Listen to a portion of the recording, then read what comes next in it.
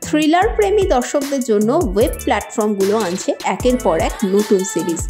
আর সেই থ্রিলারে যদি মিশে যায় প্রেম, তাহলে তো কোনো কথাই নেই। এই রকমই একটি সিরিজ এইবার দর্শকরা দেখতে পাবেন।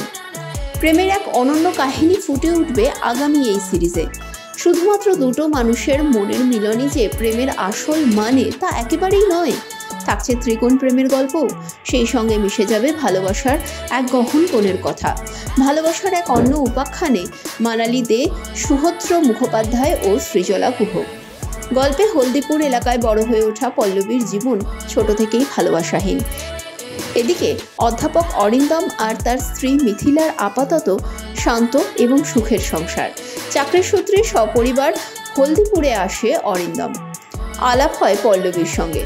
অরিন্দমের ব্যবহার, আচার আচরণে মুগ্ধ হয় পল্লবী। অধ্যাপকের প্রেমে পড়ে তাকে নিজের করে পেতে চায় সে। এদিকে অরিন্দমের বদলে যাওয়া আচরণ ও তার নতুন সম্পর্ক নজর এড়ায় না মিথিলার। আসন্ন বিপদের হাত থেকে পরিবারকে বাঁচাতে মরিয়া হয়ে ওঠে মিথিলাও।